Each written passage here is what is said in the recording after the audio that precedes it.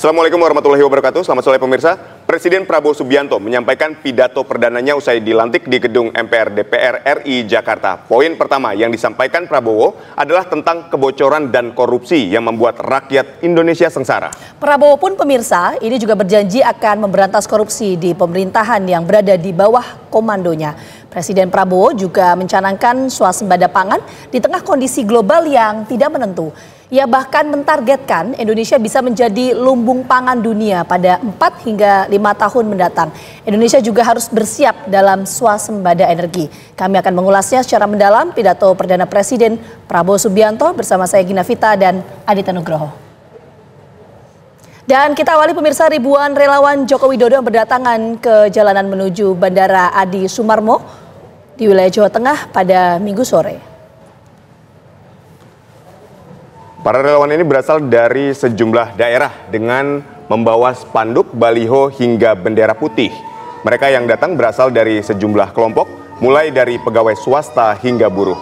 Terlihat hadir juga para pelajar dan santri dari sejumlah sekolah dan pondok pesantren. Kehadiran mereka untuk menyambut Presiden ke-7 Republik Indonesia yang pulang ke kota Solo, Jawa Tengah usai purna tugas. Sejumlah orang juga terlihat memainkan musik untuk menghibur masyarakat yang datang atau melintas di jalan menuju Bandara Adi Sumarmo. Jokowi dijadwalkan tiba di Bandara Adi Sumarmo sekitar pukul 16 waktu Indonesia Barat.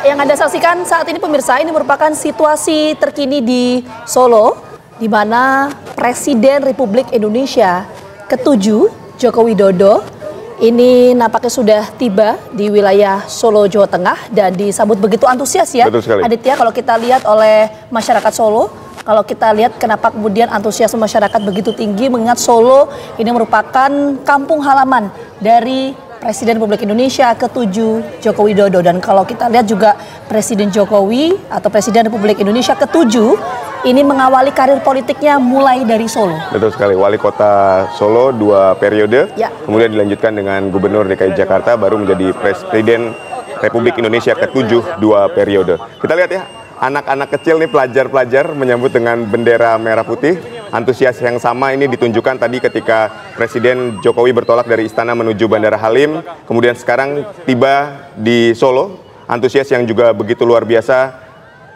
terlihat dalam menyambut kedatangan Presiden RI ke-7 Joko Widodo kembali ke kampung halamannya. Ya, kalau kita lihat selain antusiasme, tentu yang menarik untuk kita amati adalah tadi sudah ada Presiden Republik Indonesia ke-8 Prabowo Subianto yang mengantarkan secara langsung Joko Widodo untuk bertolak menuju ke wilayah Solo, Jawa Tengah.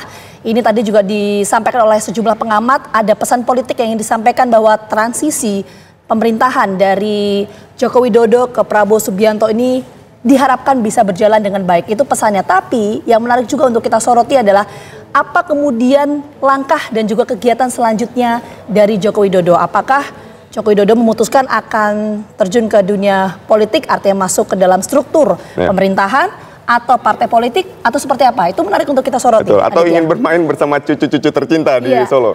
Rehat sejenak dari aktivitas politik. Nah, itu yang nanti akan kita sama-sama lihat ke depannya. Ya, tapi kalau kita coba lihat ya, Aditya dan juga pemirsa, bagaimana ketika itu Presiden Susilo Bambang Yudhoyono pasca purna tugas sebagai presiden, ini juga sekaligus menjabat sebagai Ketua Umum Partai Demokrat. Nah, ini yang tentu kita harus hitung bagaimana langkah politik dari seorang Joko Widodo, mengingat sudah 2 periode memimpin Indonesia dan menjabat menjalankan fungsi sebagai Presiden Republik Indonesia. Ini tentu yang menarik. Apakah akan masuk dalam struktur pemerintahan seperti Dewan Pertimbangan Presiden atau seperti apa? Nah, ini yang Anda saksikan pemirsa, ini merupakan pengawalan untuk Joko Widodo di wilayah Solo, Jawa Tengah. Pemirsa, Prabowo Subianto Presiden Republik Indonesia menyampaikan pidato perdananya usai dilantik di gedung MPR DPR RI. Poin pertama yang disampaikan oleh Prabowo pemirsa adalah tentang kebocoran dan korupsi yang membuat rakyat Indonesia sengsara. Prabowo pun berjanji akan memberantas korupsi di pemerintahan yang berada di bawah komandonya.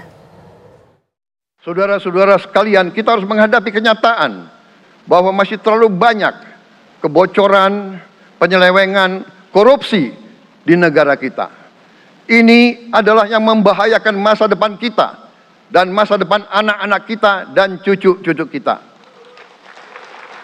Kita harus berani mengakui terlalu banyak kebocoran-kebocoran dari anggaran kita, penyimpangan-penyimpangan, kolusi di antara para pejabat politik, pejabat pemerintah di semua tingkatan, dengan pengusaha-pengusaha yang nakal, pengusaha-pengusaha yang tidak patriotik. Janganlah kita takut untuk melihat realita ini. Kita masih melihat sebagian saudara-saudara kita yang belum menikmati hasil kemerdekaan. Terlalu banyak saudara-saudara kita yang berada di bawah garis kemiskinan. Terlalu banyak anak-anak kita yang berangkat sekolah tidak makan pagi. Terlalu banyak anak-anak kita yang tidak punya pakaian untuk berangkat sekolah. Saudara-saudara sekalian, kita sebagai pemimpin politik, jangan kita terlalu senang melihat angka-angka statistik yang membuat kita terlalu cepat gembira, terlalu cepat puas, padahal kita belum melihat gambaran sepenuhnya. Kita merasa bangga bahwa kita diterima di kalangan G20. Kita merasa bangga bahwa kita disebut ekonomi ke-16 terbesar di dunia. Tapi, apakah kita sungguh-sungguh paham? Apa kita sungguh-sungguh melihat gambaran yang utuh dari keadaan kita? Apakah kita sadar bahwa kemiskinan di Indonesia masih terlalu besar? Apakah kita sadar bahwa rakyat kita dan anak-anak kita banyak yang kurang gizi? Banyak rakyat kita yang tidak dapat pekerjaan yang baik.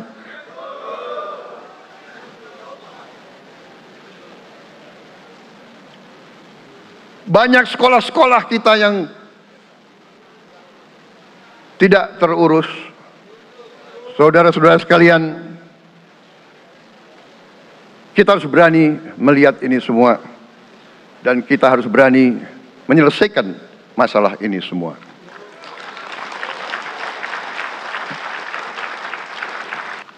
Saya sudah katakan, kita harus berani menghadapi dan memberantas korupsi dengan perbaikan sistem, dengan penegakan hukum yang tegas, dengan digitalisasi.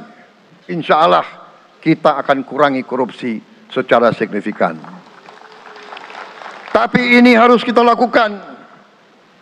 Seluruh unsur pimpinan harus memberi contoh. Ingarso sing tulodo.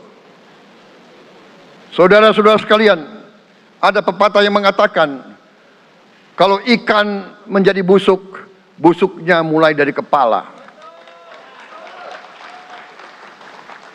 Semua pejabat dari semua eselon dan semua tingkatan harus memberi contoh untuk menjalankan kepemimpinan pemerintahan yang sebersih-bersihnya.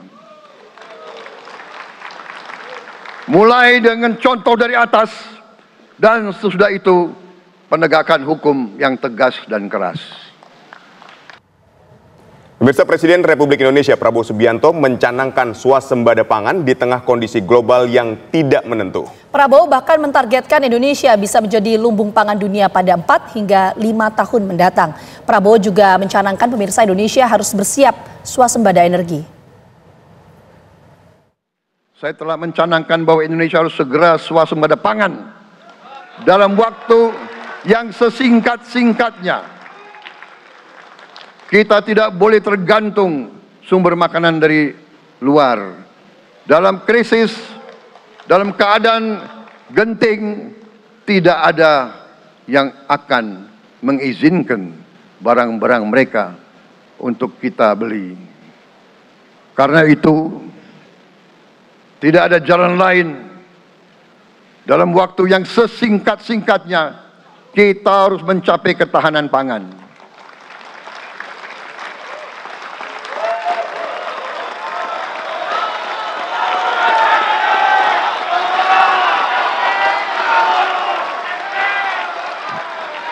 Kita harus mampu memproduksi dan memenuhi kebutuhan pangan seluruh rakyat Indonesia. Saya sudah mempelajari bersama pakar-pakar yang membantu saya. Saya yakin paling lambat 4-5 tahun kita akan swasembada pangan. Bahkan kita siap menjadi lumbung pangan dunia.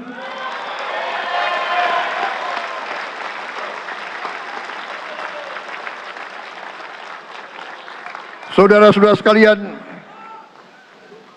kita juga harus swasembada energi. Dalam keadaan ketegangan, dalam keadaan kemungkinan terjadi perang di mana-mana, kita harus siap dengan kemungkinan yang paling jelek. Negara-negara lain harus memikirkan kepentingan mereka sendiri. Kalau terjadi hal yang tidak kita inginkan, sulit akan kita dapat sumber energi dari negara lain. Karena itu, kita harus swasembada energi dan kita mampu untuk swasembada energi. Kita diberi karunia oleh Tuhan Maha Besar tanaman-tanaman yang membuat kita bisa tidak tergantung bangsa lain. Tanaman-tanaman seperti kelapa sawit bisa menghasilkan solar dan bensin. Kita juga punya tanaman-tanaman lain seperti singkong, tebu, sagu, jagung, dan lain-lain. Kita juga punya energi bawah tanah, geotermal yang cukup. Kita punya batu bara yang sangat banyak. Kita punya energi dari air yang sangat besar. Saudara-saudara sekalian, pemerintah yang saya pimpin nanti akan fokus untuk mencapai swasembada energi. Pemirsa, program khusus Prabowo Gibran menuju istana masih akan kembali usai jeda. Tetaplah bersama kami. Pemirsa, Presiden Republik Indonesia Prabowo Subianto menyambut sejumlah tamu negara.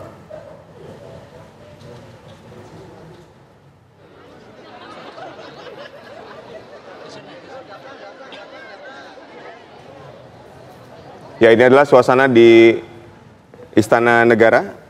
Presiden Prabowo Subianto menyambut Wakil Perdana Menteri Australia. Ya, ini kalau kita lihat Aditya dan juga pemirsa, tidak hanya di Istana Negara, tapi ketika pelantikan di gedung DPR MPR, ini juga ada 30 tamu negara yang hadir. Ya. Artinya dari sini kita bisa menangkap pesan yang ingin disampaikan oleh Presiden Prabowo Subianto adalah bagaimana Indonesia di bawah kepemimpinan dari Prabowo Subianto menjaga hubungan baik dengan sejumlah negara sahabat ya, termasuk dengan kehadiran dari 30 tamu negara di gedung MPR RI dan juga di Istana Negara pada sore hari ini. Kita akan coba pantau mungkin ya Aditya ya, bagaimana kondisi di beberapa titik di wilayah Solo, Jawa Tengah. Betul, untuk menyambut kedatangan dari Presiden ke-7 Republik Indonesia, Joko Widodo. Dan ini pemirsa merupakan visual terkini di mana masyarakat Solo menyambut atau tengah bersiap untuk menyambut kedatangan dari Presiden Republik Indonesia ke-7 Joko Widodo. Sekali lagi, antusiasme masyarakat yang begitu tinggi mengingat Solo, Jawa Tengah merupakan kampung halaman dari Joko Widodo dan juga Solo menjadi lokasi atau tempat pertama ya Joko Widodo mengawali karir politik. Ya, kita lihat ya bagaimana antusias dari masyarakat menyambut kedatangan Joko Widodo kembali ke kampung halamannya. Ini tampak ramai sekali ya Aditya ya. Kalau di sana ada relawan Jokowi juga tadi sudah mengagendakan untuk membuat acara penyambutan secara sederhana, termasuk pemerintah Kota Solo juga sama menyambut kedatangan dari Joko Widodo. Dan kita lihat bahwa baliho, poster, spanduk, videotron itu sangat banyak tersebar di jalan-jalan utama di Solo menyambut kedatangan Joko Widodo yang kembali ke kampung halamannya setelah purna tugas menjabat 10 tahun sebagai Presiden RI ke-7. Ya, ini kalau tentu yang jadi pertanyaan publik adalah apakah akan ada kegiatan khusus yang dilangsungkan oleh sejumlah elemen yang tadi Aditya sampaikan, terdiri dari kelompok partisan non-partai seperti relawan, kemudian masyarakat. Apakah ada agenda khusus? Ini yang masih kita tunggu keterangan lebih lanjut dari pihak-pihak terkait. Tapi pemirsa, kalau kita mengikuti bagaimana karir politik dari seorang Joko Widodo, Presiden Republik Indonesia ke-7, ini sebelumnya menjabat sebagai presiden 2 periode, menang Pilpres 2014 hingga 2024, dan ada sejumlah legacy tentunya yang dikeluarkan oleh Joko Widodo selama menjabat sebagai presiden, yaitu banyak pembangunan infrastruktur, terutama jalan dan waduk untuk membangkitkan perekonomian Indonesia. Kemudian juga mengubah Jawa sentris menjadi Indonesia sentris. Itu menjadi fokus perhatian dari Joko Widodo. Baik, kita akan kembali melihat bagaimana suasana di Istana Negara. Ya, kita akan kembali melihat ya, Vita, bagaimana suasana di Istana Negara penyambutan tamu-tamu negara yang langsung disambut oleh Presiden Republik Indonesia Prabowo Subianto. Ya, pemirsa, artinya kalau kita lihat dari tangkapan layar ini, memang sebelum dilantik sebagai Presiden Republik Indonesia ke-8, Prabowo Subianto sangat gencar melakukan safari politik, melakukan kunjungan ke beberapa negara, bertemu dengan pimpinan negara. Dan kemudian kalau kita lihat juga bahwa ketika dilantik di gedung DPR MPR ada 30 tamu undangan dari luar negeri, negara sahabat yang turut hadir. Artinya di sini pesan yang ingin ditekankan oleh Prabowo Subianto sebagai Presiden Republik Indonesia ke-8 adalah Indonesia di bawah kepemimpinan dari Prabowo memiliki hubungan yang baik dengan negara-negara sahabat ya tentunya ya. Presiden Prabowo ini menyambut Wakil Perdana Menteri Australia langsung di Istana Negara. Kita lihat ya bagaimana begitu hangat dan begitu dekatnya. Ini adalah hubungan yang dijaga oleh Prabowo, hubungan bilateral yang dijaga begitu baik oleh Prabowo Subianto untuk membuat Indonesia ini di mata dunia semakin dikenal dan semakin baik, baik secara geopolitik maupun geostrategis. Dan Prabowo juga menekankan bahwa Indonesia ini harus punya kesetaraan yang luar biasa di hadapan seluruh dunia. Ya, dari pertemuan ini tentu yang menarik untuk kita cermati adalah ini merupakan hari pertama Prabowo Subianto resmi dilantik dan juga memegang jabatan sebagai Presiden Republik Indonesia. Dan di hari pertama ini pula agenda pertama yang dilakukan oleh Presiden Prabowo Subianto adalah menyambut kedatangan dari para pemimpin dan juga perwakilan dari negara sahabat. Tentu yang kita tunggu adalah apakah akan ada kerjasama antara Indonesia dengan negara-negara sahabat termasuk salah satunya Australia, karena kalau kita melihat pemirsa bagaimana hubungan antara Australia dan juga Indonesia, tonggak sejarah 70 tahun kedua negara ini dimulai saat Soekarno memilih Australia untuk mewakili Indonesia dalam diskusi-diskusi di tingkat PBB yang akhirnya berujung pada pengakuan kemerdekaan Indonesia pada 27 Desember 1949. Dan ini artinya menandakan bagaimana hubungan bilateral yang terbangun antara Indonesia dan juga Australia. Nanti kita akan masih tunggu ya. Ini kita lihat ya suasana di Solo ya. Bagaimana Presiden Joko Widodo ini membagikan kaos ya dari atas kendaraan taktis atau rantis kepada warga yang menyambutnya. Yang berada di kanan dan sisi kiri jalan. Ya, Presiden Republik Indonesia ke-7 ya Aditya. Betul sekali, Presiden Republik Indonesia ke-7 berada di atas mobil rantis, dikawal oleh forrider yang berada di depannya, berjalan pelan, kemudian menyambut warga, melemparkan sesuatu, biasanya ini berupa kaos ya kepada warga yang menyambutnya di kanan dan kiri jalan yang terdiri dari relawan, masyarakat, kemudian juga ada pelajar di situ yang menyambut kembali kepulangan Presiden RI ke-7 Joko Widodo kembali ke kampung halamannya di Solo. Kita nanti akan masih melihat bagaimana kemudian antusiasme masyarakat menyambut kehadiran dari Joko Widodo, tapi kita jeda dulu pemirsa, kami kembali hadir saat lagi untuk Anda. Tetap bersama kami. Disambut langsung oleh Presiden Prabowo Subianto karena pimpinan-pimpinan negara sahabat ini datang jauh-jauh ke Jakarta untuk menghadiri pelantikan Presiden. Ini juga bagian dari upaya mempererat persahabatan antara Indonesia dengan negara-negara sahabat, sekaligus juga nanti memperkuat potensi-potensi kerjasama antara Indonesia dengan negara-negara sahabat tersebut. Ada yang hadir Wakil Perdana Menteri Australia, ada kemudian juga Menteri Luar Negeri dari UK, ada Wakil Perdana Menteri Selandia Baru, ada Perdana Menteri Korea Selatan, ada Perdana Menteri Singapura, negara tetangga kita, ada Perdana Menteri Papua Nugini, Perdana Menteri Vanuatu, Wakil Presiden Laos, dan Wakil Presiden Republik Rakyat China. Jadi 9 pimpinan pemerintahan atau kepala negara hari ini disambut oleh Presiden Prabowo Subianto di Istana dalam rangka menghormati kedatangan mereka ke Jakarta. Selain ramah tamah, ini tentu akan menjadi titik penting di awal pemerintahan untuk memperkuat kerjasama antara negara kita dengan negara-negara sahabat ke depannya, sesuai dengan pidato Pak Prabowo tadi di MPR RI, bahwa kita akan bersahabat dengan seluruh negara. Kita tidak akan terlibat dengan kerjasama fakta pertahanan tertentu, tapi kita akan tetap di garis kebijakan luar negeri kita yang non-blok dan bekerja sama dengan semua negara. Saya harap mungkin itu yang bisa saya sampaikan kali ini, dan ini mungkin konferensi pers pertama di masa pemerintahan Bapak Prabowo Subianto. Terima kasih atas perhatian teman-teman. Selamat sore. Assalamualaikum warahmatullahi wabarakatuh. Ya, terima kasih. Kita nggak ada tanya-tanya.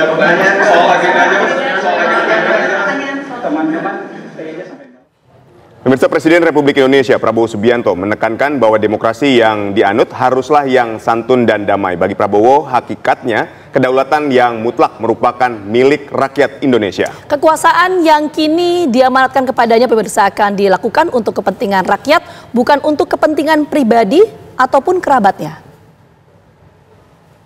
Demokrasi kita harus demokrasi yang santun. Demokrasi di mana berbeda pendapat harus tanpa permusuhan. Demokrasi di mana mengoreksi harus tanpa caci maki. Bertarung tanpa membenci. Bertanding tanpa berbuat curang. Demokrasi kita harus demokrasi yang menghindari kekerasan, yang menghindari adu domba, yang menghindari hasut menghasut. Demokrasi kita harus demokrasi yang sejuk, demokrasi yang damai, demokrasi yang menghindari kemunafikan. Hanya dengan persatuan dan kerjasama kita akan mencapai cita-cita para leluhur bangsa kita. Bangsa yang gemah ripah loh jinawi, toto tentrem kertora harjo. Bangsa yang baldatun, tojibatun, warobun gofur.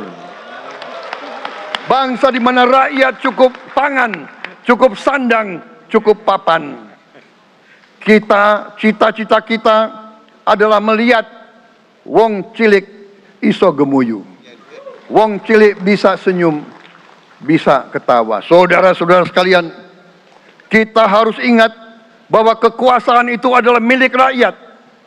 Kedaulatan itu adalah kedaulatan rakyat. Kita berkuasa seizin rakyat. Kita menjalankan kekuasaan harus untuk kepentingan rakyat.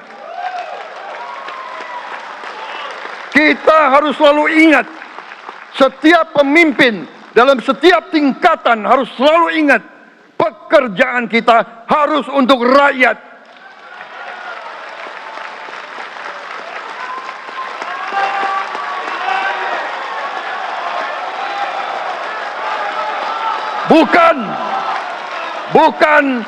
Bukan kita bekerja untuk diri kita sendiri.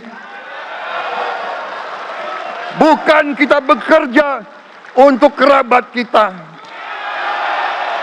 Bukan kita bekerja untuk pemimpin-pemimpin kita. Pemimpin yang harus bekerja untuk rakyat.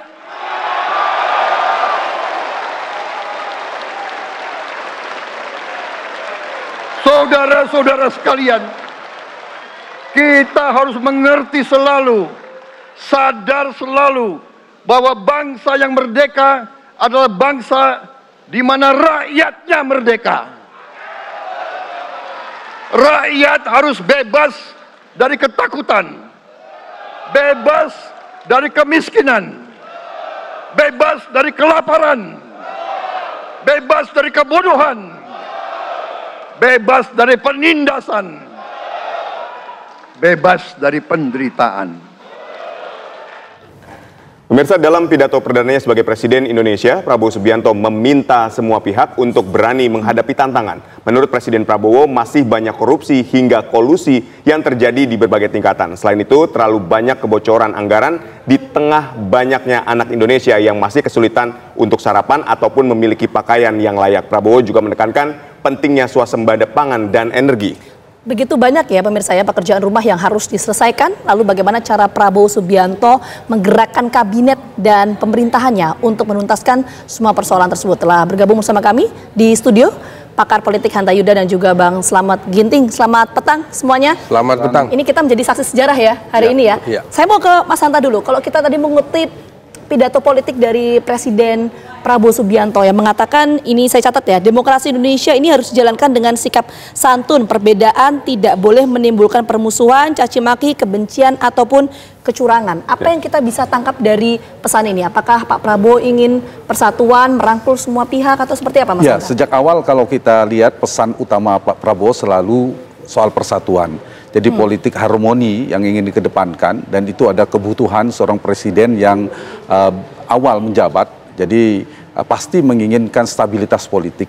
Dan kita tahu bahwa modal politiknya Pak Prabowo dan Mas Gibran ini relatif sangat kuat ya, di mana hampir semua kekuatan di parlemen itu sudah memberi dukungan, termasuk PD Perjuangan mungkin, tetapi kalaupun PD Perjuangan di luar, itu akan sepertinya menjadi teman yang baik bagi pemerintahan kekuasaan kepresidenan Prabowo.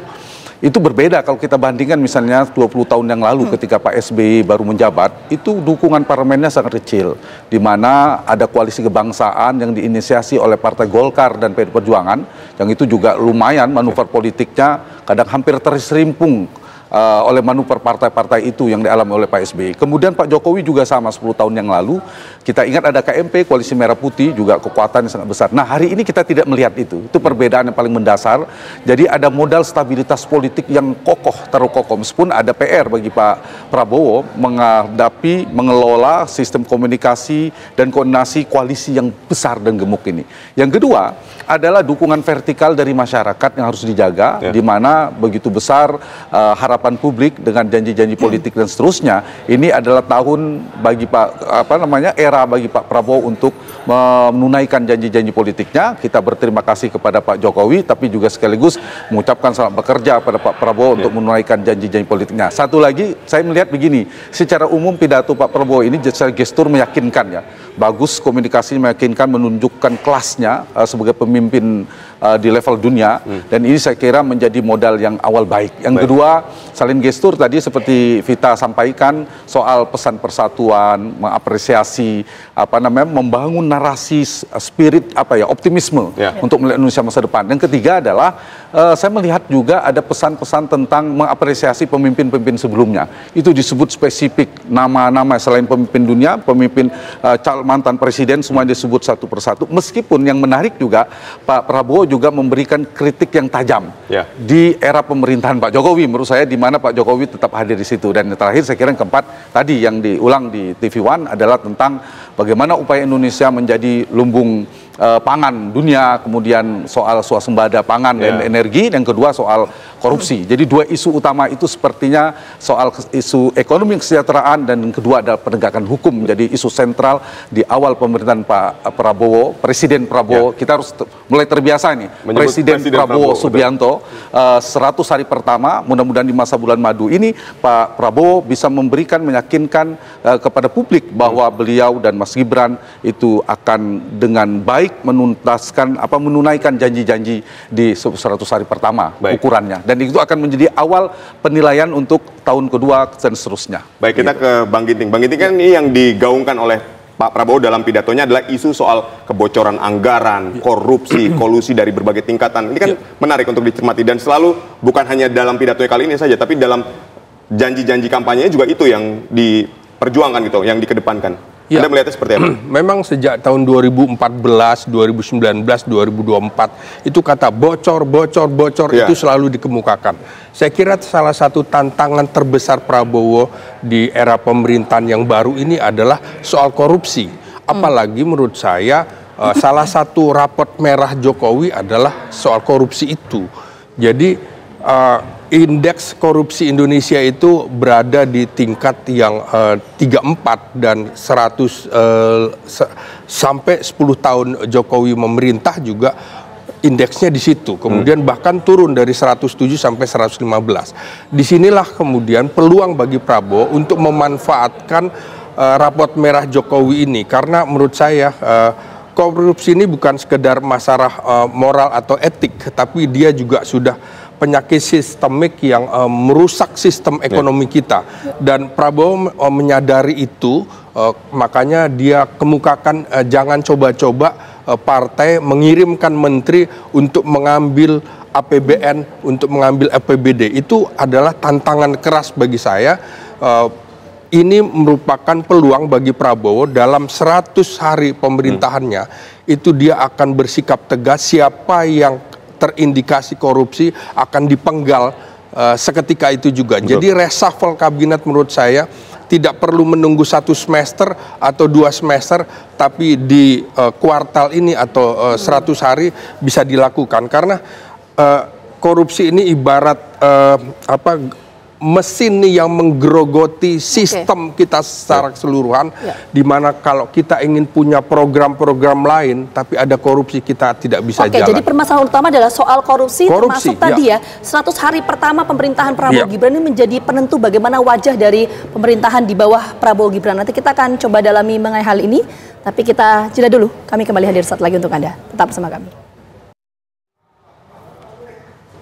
Ya, ini adalah suasana di Istana Negara. Presiden RI Prabowo Subianto menyambut kedatangan berbagai tamu negara. Tadi seperti yang sudah disampaikan juga oleh Vita, terdapat 30 tamu negara di gedung MPR yang mengikuti pelantikan dari Prabowo Subianto. Ya, kalau kita juga dengarkan tadi pernyataan yang disampaikan oleh Kepala Kantor Komunikasi Kepresidenan Hasan Asbi, menyampaikan bahwa pertemuan yang dilakukan antara Presiden Prabowo Subianto dan juga sejumlah tamu negara dari negara sahabat ini ada pesan yang ingin disampaikan bahwa Indonesia di bawah kepemimpinan dari Prabowo Subianto ini akan bersahabat dengan seluruh negara, serta kebijakan luar negeri non-blok ini akan dipertahankan oleh Prabowo Subianto, sehingga bentuk kerjasama bilateral antara Indonesia dan negara sahabat ini masih bisa terus dilangsungkan ya. Pemirsa, dalam pidato politik perdananya, Presiden Republik Indonesia Prabowo Subianto mengingatkan agar seluruh pihak harus bersatu membangun negara. Prabowo bahkan mencontohkan dirinya yang bisa bersatu usai dikalahkan oleh Presiden ke-7 RI pada Pilpres 2019 lalu. Kini Prabowo mengajak semua pihak untuk dapat bersatu di bawah pemerintahannya. Marilah kita bangun masa depan bersama.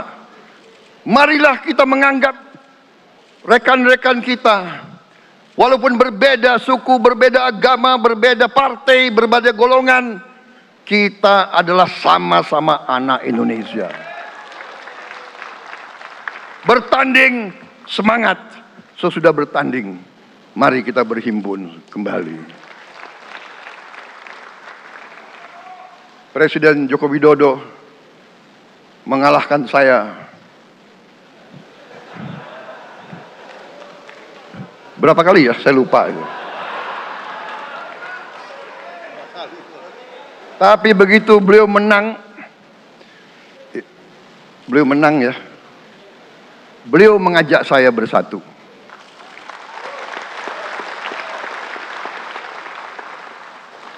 Dan saya menerima ajakan itu. Sekarang saya yang menang. Dan saya mengajak semua pihak, ayo bersatu.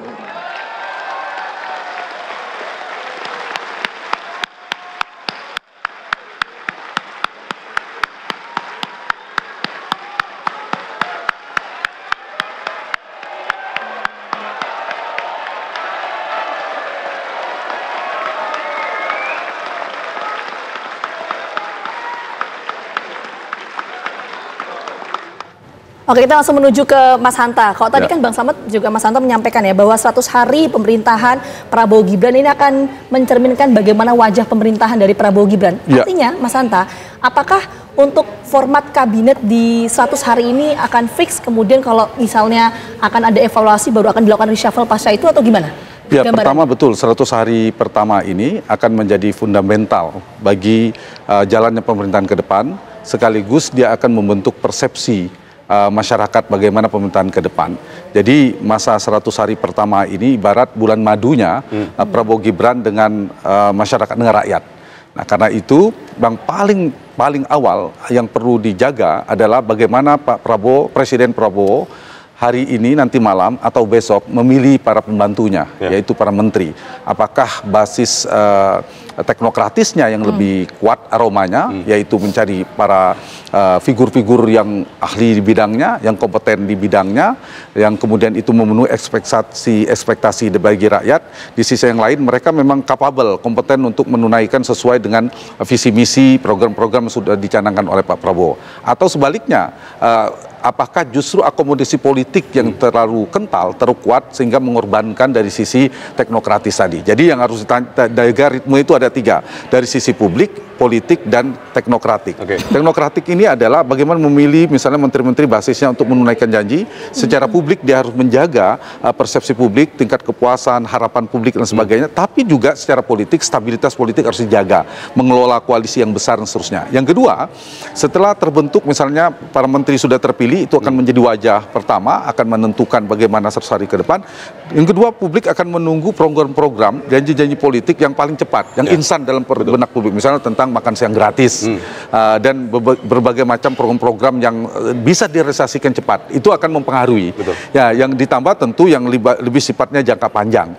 Nah, yang ketiga, selama pemerintahan ini juga publik melihat dari sisi politik ya, selain tadi soal tingkat kepuasan seperti apa nanti. Kalau diukur sekarang pasti tinggi. Nah, bagaimana 100 hari ke depan? Nah, perlu saya kira para menteri ini harus diukur semua kinerjanya itu oleh instrumen internal yang dimiliki oleh Presiden Prabowo untuk tadi istilahnya Bang Slamet untuk kemudian ada reshuffle. Jangan ragu karena itu hak prerogatif Presiden, sehingga semua menteri itu harus kerja cepat.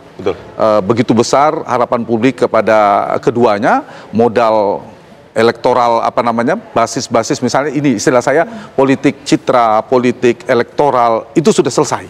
Sekarang politik kerja. Bagaimana kerja-kerja politiknya ini meyakinkan publik bahwa di pemerintahan Prabowo Gibran ini akan bisa menunaikan program-programnya, dan jangan lupa juga PR-nya tadi menjaga stabilitas politik, relasi presiden dan wapres, bagaimana menyusun kabinet yang sesuai yang istilahnya zakon kabinet tadi. Di saat yang sama kita tahu kepentingan partai sangat kuat di dalam sistem presidensil tapi beroperasi di atas multipartai, sehingga ini saya kira 100 hari pertama ini tergantung pada Prabowo dan Gibran, apakah dia berlangsung panjang, berlanjut 200 hari kemudian sampai 300 atau bahkan sampai 1 tahun, itu masih bulan madu dalam tanda petik. Artinya publik masih mengapresiasi positif. Jadi kalau misalnya 100 hari pertama saja tingkat kekecewaannya sangat tinggi, itu akan merusak, mengganggu ritme baik itu stabilitas politik maupun dukungan publik. Ketika jadi 3 itu. Berarti artinya akan ada reshuffle, kurang lebih seperti itu? Atau itu gimana? haknya instrumen presiden. Presiden mau reshuffle atau tidak itu instrumennya. Jadi Jadi bisa jadi yang dievaluasi adalah orang yang diganti atau bagaimana mekanismenya. Jadi tadi itu bagaimana mendamaikan kebutuhan teknokratik, kerja-kerja akademik, kerja-kerja teknokratis, tapi juga secara publik harus dijaga ekspresi publik. Jangan taruh banyak di politiknya ini. Kalau politiknya saya yakin ya tadi ini kan sedang berlangsung bagaimana mengakomodir kepentingan semua partai. Seperti saya beri catatan tadi, mudah-mudahan sedikit saya sampaikan pemerintahan yang bagus dalam sistem demokrasi itu tetap harus ada penyeimbang di luar. Betul. Nah kita berharap sisanya kan tinggal PDI Perjuangan. Nah kalau PDI Perjuangan bisa mengimbangi di luar dengan kritis seperti dulu di era Pak SBY, itu akan memberikan dampak positif bagi jalannya pemerintahan. Baik. Jadi harus berjalan efektif. Terima kasih sekali lagi Mas Hanta telah bergabung di dialog bersama kami, dan kita masih akan terus membahas ya program apa saja, isu-isu dan tantangan seperti apa saja yang harus dikedepankan di 100 hari pertama. Usai jeda, tetaplah bersama kami. Pemirsa, Prabowo Subianto dan Gibran Rakabuming Raka resmi dilantik sebagai Presiden dan Wakil Presiden Republik Indonesia periode 2024-2029. Pelantikan dilakukan dalam sidang paripurna Majelis Pemusyawaratan Rakyat yang digelar di Gedung Nusantara, Kompleks Parlemen Senayan, Jakarta. Indonesia terpilih, Bapak Gibran Rakabuming Raka. Hari ini Prabowo Subianto dan Gibran Rakabuming Raka dilantik menjadi Presiden dan Wakil Presiden Republik Indonesia periode 2024-2029. Pelantikan dilaksanakan dalam sidang paripurna yang digelar di Gedung Nusantara Komplek DPR MPR Jakarta. Pelantikan ini sekaligus mengakhiri masa jabatan Presiden RI Joko Widodo dan Wakil Presiden RI Ma'ruf Amin. Sidang paripurna dibuka dan dipimpin Ketua MPR RI Ahmad Muzani. Secara bergantian, Prabowo Subianto dan Gibran Rakabuming Raka mengucapkan sumpah jabatan sebagai Presiden dan Wakil Presiden Republik Indonesia. Keduanya bersumpah di bawah kitab suci Al-Quran. Bismillahirrahmanirrahim. Demi Allah, saya bersumpah akan memenuhi kewajiban Presiden Republik Indonesia dengan sebaik-baiknya dan seadil-adilnya, memegang teguh Undang-Undang Dasar dan menjalankan segala undang-undang dan peraturannya dengan selurus-lurusnya, serta berbakti kepada nusa dan bangsa. Bismillahirrahmanirrahim. Demi Allah, saya bersumpah akan memenuhi kewajiban Wakil Presiden Republik Indonesia dengan sebaik-baiknya dan seadil-adilnya, memegang teguh Undang-Undang Dasar dan menjalankan segala undang-undang dan peraturannya dengan selurus-lurusnya, serta berbakti kepada nusa dan bangsa. Usai pengucapan sumpah, Presiden Prabowo Subianto dan Wakil Presiden Gibran Rakabuming Raka menandatangani berita acara bersama seluruh pimpinan MPR. Sambutan yang riuh pun membahana di Gedung Nusantara usai Prabowo Subianto dan Gibran Rakabuming Raka resmi menjabat sebagai RI 1 dan RI 2.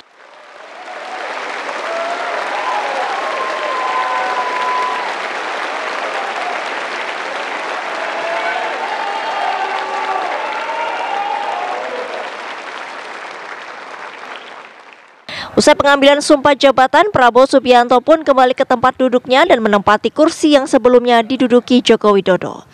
Joko Widodo sendiri pindah ke kursi sebelah kiri. Hal ini serupa juga dilakukan Gibran Rakabuming Raka dan Ma'ruf Amin. Usai pembacaan sumpah jabatan dan penandatanganan berita acara, Ketua MPR RI Ahmad Muzani kembali menyatakan Prabowo Subianto dan Gibran Rakabuming Raka resmi menjabat Presiden dan Wakil Presiden Republik Indonesia periode 2024-2029. 2024. Dengan telah diucapkannya sumpah tersebut, maka mulai saat ini Bapak Jenderal TNI Purnawirawan Haji Prabowo Subianto dan Bapak Gibran Rakabuming Raka adalah Presiden Republik Indonesia dan Wakil Presiden Republik Indonesia untuk masa jabatan 2024-2029.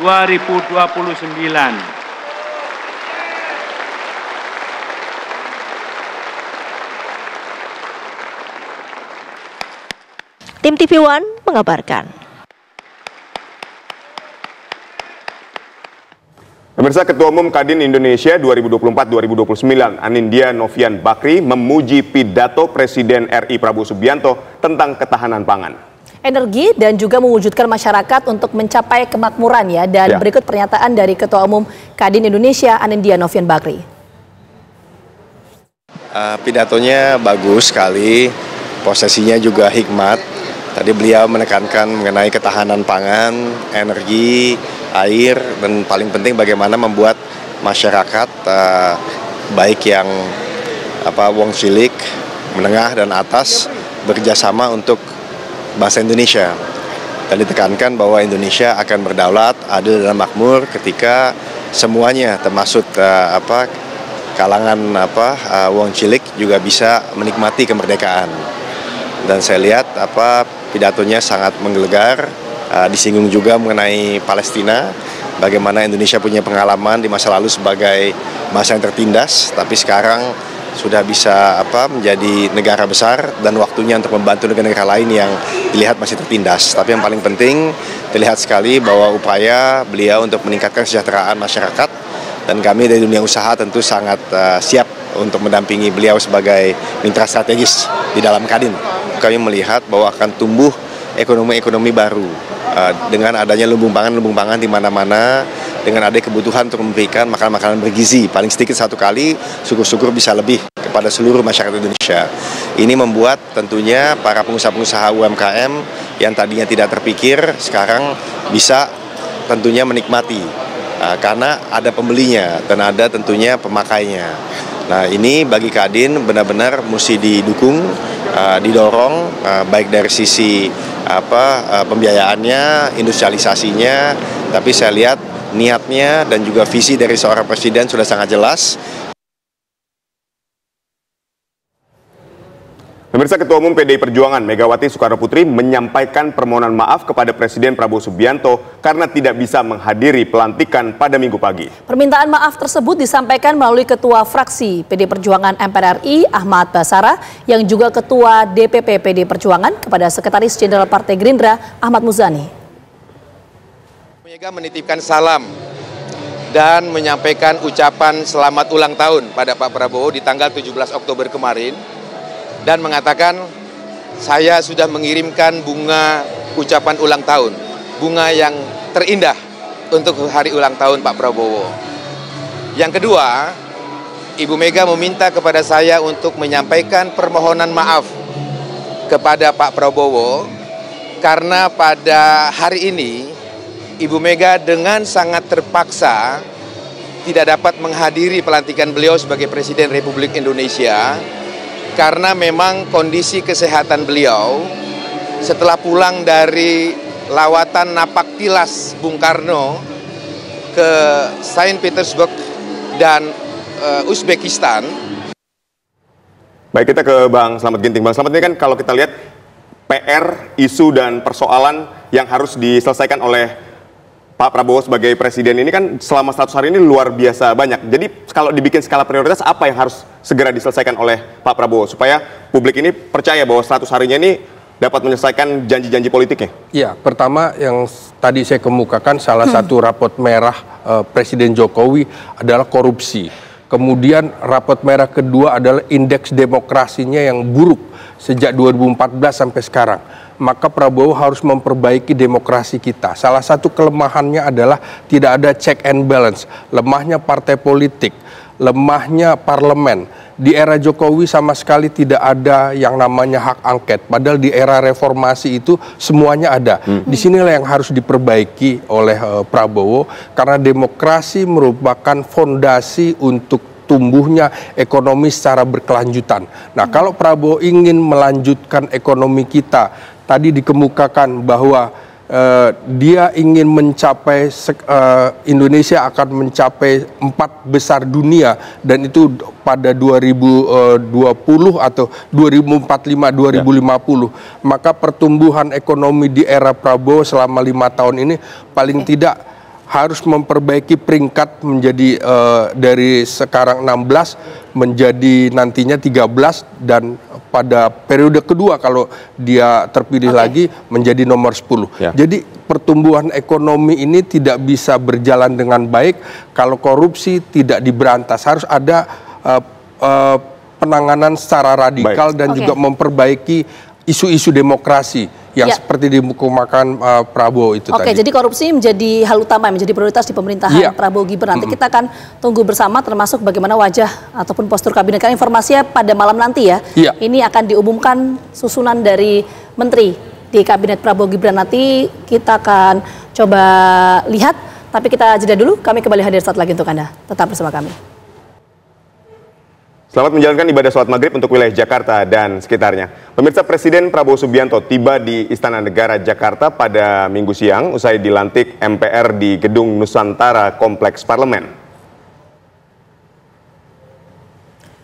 Saat memasuki gerbang Istana Negara, pemirsa, Prabowo yang datang dengan mobil Pindad Maung Garuda dengan bagian atas terbuka melakukan gerakan joget Oke Gas sebagai respon atas kehadiran para relawan dan masyarakat yang menyambutnya. Setibanya di dalam halaman istana, para pendukung sudah menyambut di sisi lapangan. Prabowo Subianto kembali merespon dengan joget Oke Gas yang dikenal sebagai joget khasnya.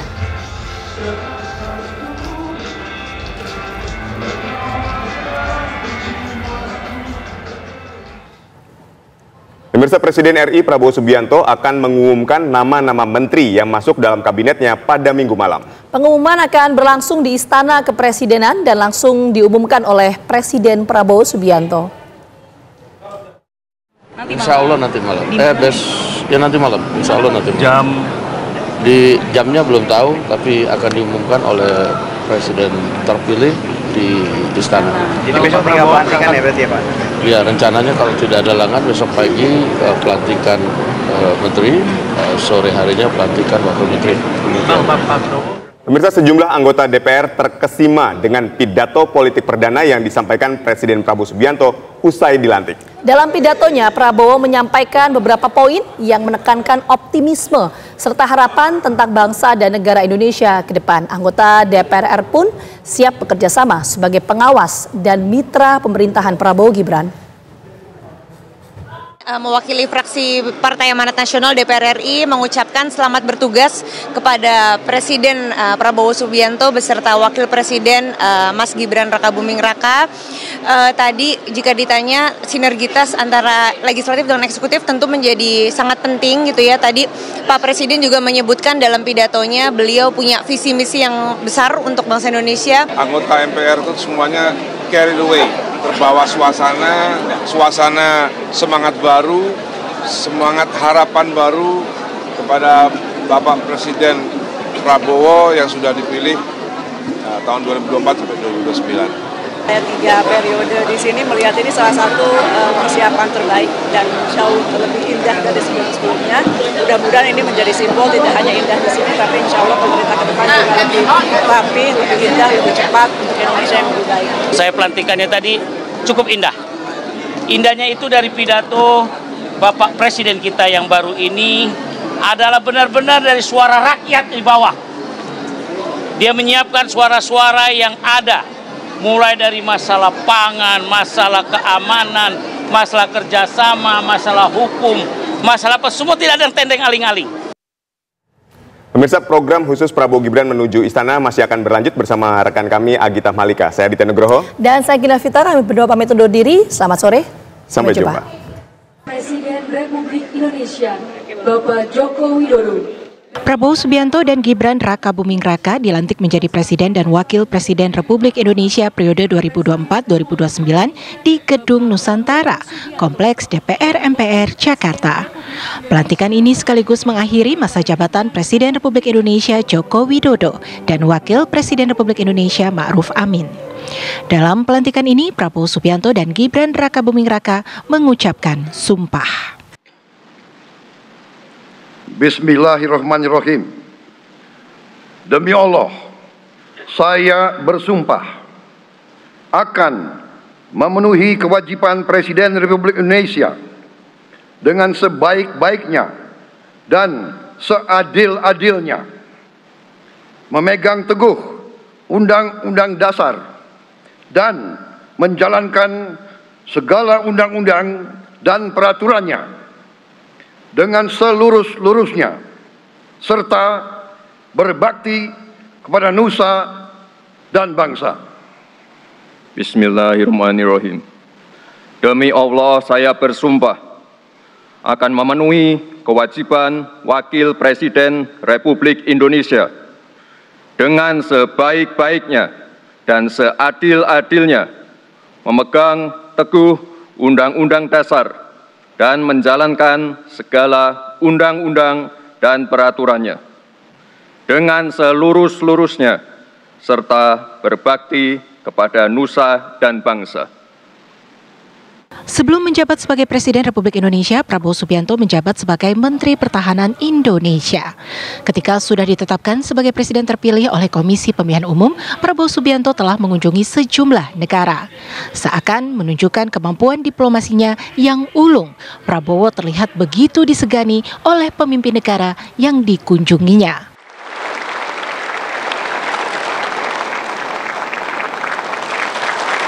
Lantas, seperti apa kebijakan luar negeri Prabowo Gibran kelak? Akankah Indonesia bisa mewujudkan politik luar negeri tetap bebas aktif seperti yang dicita-citakan? Tim TV One mengabarkan. Selamat malam pemirsa, Anda kembali menyaksikan program khusus Prabowo Gibran menuju Istana. Kali ini bersama saya Agita Mahlika. Kita sudah melihat tanggal 20 Oktober ini merupakan hari yang sangat bersejarah bagi Prabowo Subianto dan juga Gibran Rakabuming Raka yang sudah dilantik menjadi presiden dan juga wakil presiden terpilih. Sejumlah PR dan juga tugas menanti Prabowo dan juga Gibran untuk memimpin Indonesia. Tidak hanya konflik di dalam negeri saja pemirsa, namun juga konflik luar negeri termasuk kondisi geopolitik dunia yang kemudian tentunya berdampak pada Indonesia. Prabowo Subianto pemirsa secara khusus menaruh isu utama adalah konflik Palestina dan juga Israel yang hingga saat ini masih terus berlangsung. Lantas, bagaimana kemudian Prabowo Subianto, Gibran Rakabuming Raka melihat serangan Israel yang terus-menerus hingga sekarang terus bertubi-tubi kepada Palestina dan bagaimana juga arah kebijakan luar negeri dari Prabowo Gibran. Pada malam hari ini pemirsa, program khusus Prabowo Gibran menuju Istana akan membahas bersama dengan sejumlah narasumber di studio. Saya akan langsung perkenalkan satu persatu. Yang pertama ada pakar hukum internasional Prof. Hikmahanto Juwana. Prof. Hik, apa kabar? Selamat malam. Baik, terima kasih. Selamat malam. Oke, dan juga bergabung di studio tentunya diplomat senior Duta Besar RI untuk PBB periode 2004-2007, Prof. Makarim Wibisono. Prof. Karim, apa kabar? Baik-baik. Oke, Bapak-bapak, Prof, ini kita sudah lihat ya bagaimana kemudian sudah dilantik, hari bersejarah, kita sudah mendapatkan presiden dan juga wakil presiden terpilih, tapi secara khusus kita melihat arah kebijakan luar negeri. Sebelum itu kita melihat luar biasa antusiasme dari negara-negara sahabat. Betul. Datang banyak sekali, bahkan dari kemarin ini sudah banyak sekali tamu-tamu luar negeri. Bagaimana ini Prof melihatnya? Mungkin Prof terlebih dahulu melihat kedatangan antusiasme dari negara-negara luar.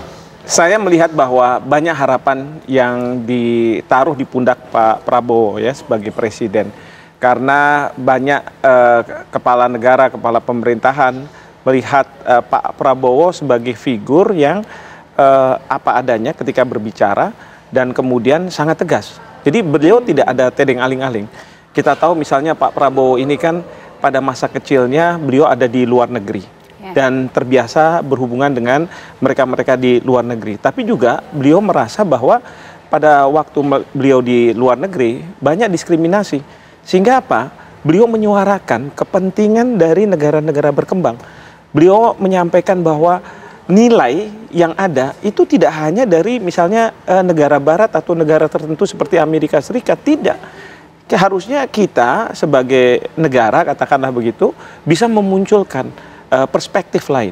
Nah ini yang saya melihat bahwa kebijakan luar negeri Pak Prabowo ke depannya itu beliau akan tidak akan ikut mainstream, katakanlah begitu, yang ada. Seolah-olah kita harus mengekor gitu kan.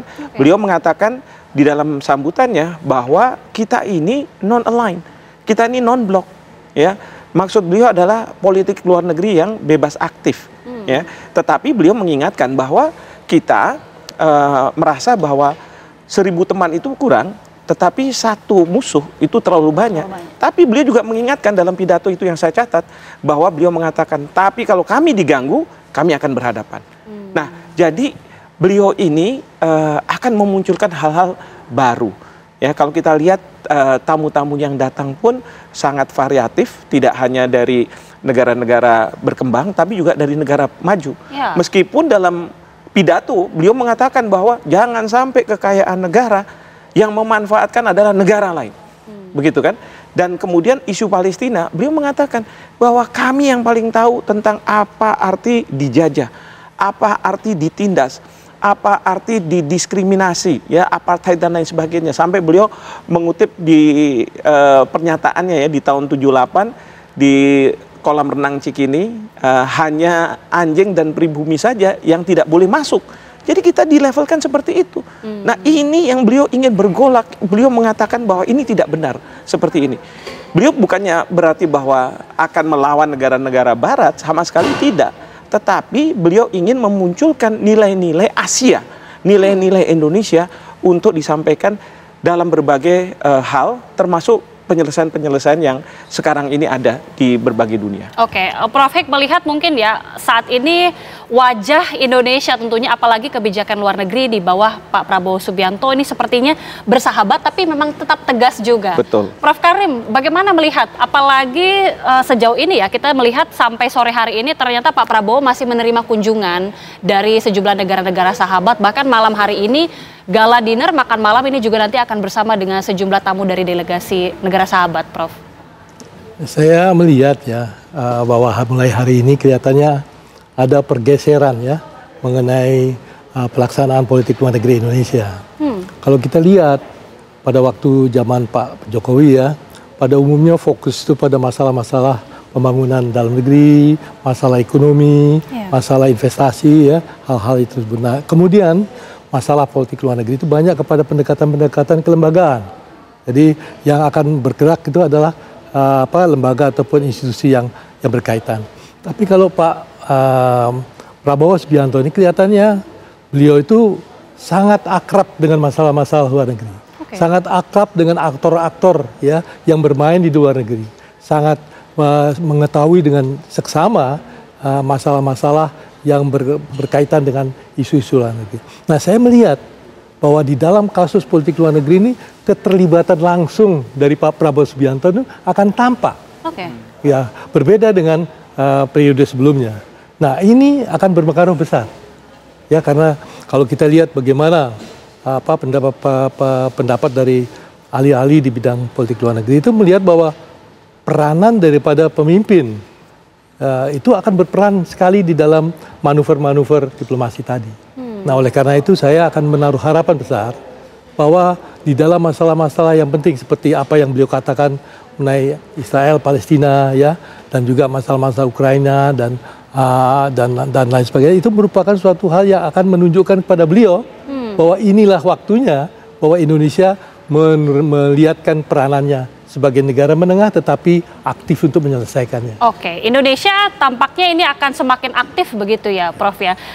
Sambil kita masih akan berbincang tentunya, kami ajak Anda pemirsa untuk memantau langsung di Istana karena jadwalnya pada pukul 19 nanti akan diselenggarakan makan malam di Istana. Sudah ada rekan kami Haidar Fasal di sana yang akan mengabarkan bagaimana persiapan makan malam pada hari ini. Fasal, seperti apa di sana?